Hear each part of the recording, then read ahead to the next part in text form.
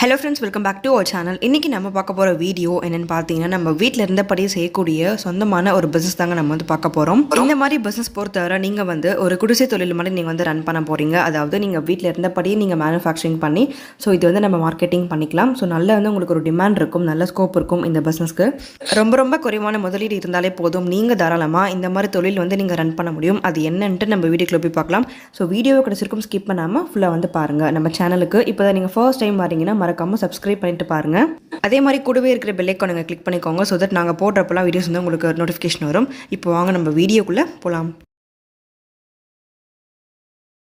இது என்னன்னு பார்த்தீங்கன்னா மேங்கோ பார் கேண்டி. ஸோ இந்த மாதிரி கேண்டி வந்து நம்ம எப்படி ரெடி பண்ண போகிறோம் பார்த்தீங்கன்னா, ஸோ இதுக்கு தேவையான பொருட்கள் என்னென்ன அப்படின்னு பார்த்தீங்கன்னா, ஸோ ரொம்ப குறைவான இன்வெஸ்ட்மெண்ட் இருந்தாலே போதும். ஸோ இதுக்கு தேவையான மூலப்பொருள் அப்படின்னா ஃபர்ஸ்ட் வந்து நமக்கு மாங்காய் வந்து வேணும். இது வந்து உங்களுக்கு நல்ல பழுத்த மாங்காவாக இருக்கணும்.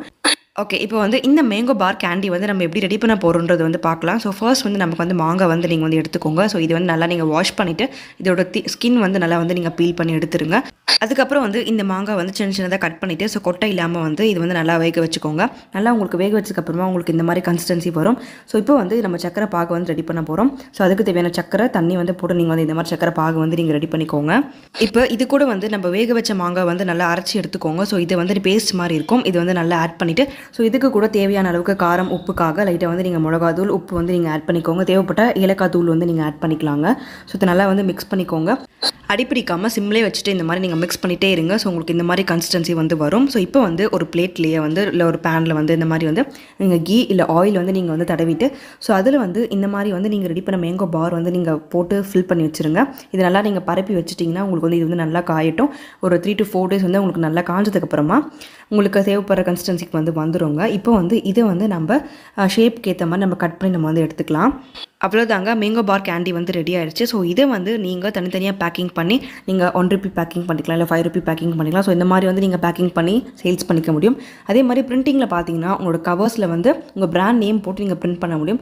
ஸோ இது கண்டிப்பாக ஃபுட் ப்ராடக்ட் இல்லையா, எஃப்எஸ்ஐ வந்து கண்டிப்பாக தேவைப்படும், ஜிஎஸ்டி வேணும். ஸோ இது எல்லாமே வந்து நீங்கள் எடுத்து வச்சுக்கோங்க.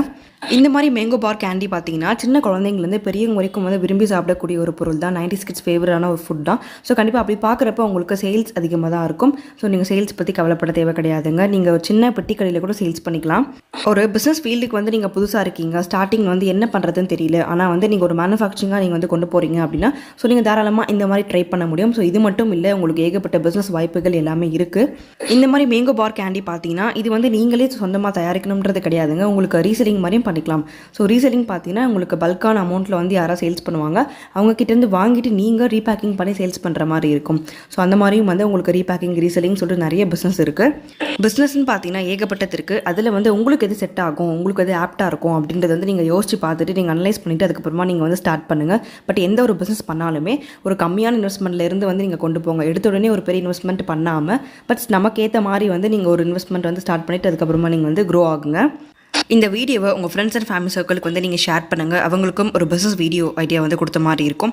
ஃபர்தராக வந்து உங்களுக்கு எந்த மாதிரியான பிஸ்னஸ் வீடியோஸ் வேணுன்றதை நீங்கள் கமெண்ட்டில் வந்து சொல்லுங்கள். நாங்கள் அதுக்கேற்ற மாதிரி அதை ரிசர்ச் பண்ணி நாங்கள் வந்து உங்களுக்கு வீடியோஸ் வந்து போஸ்ட் பண்ணுறோம்.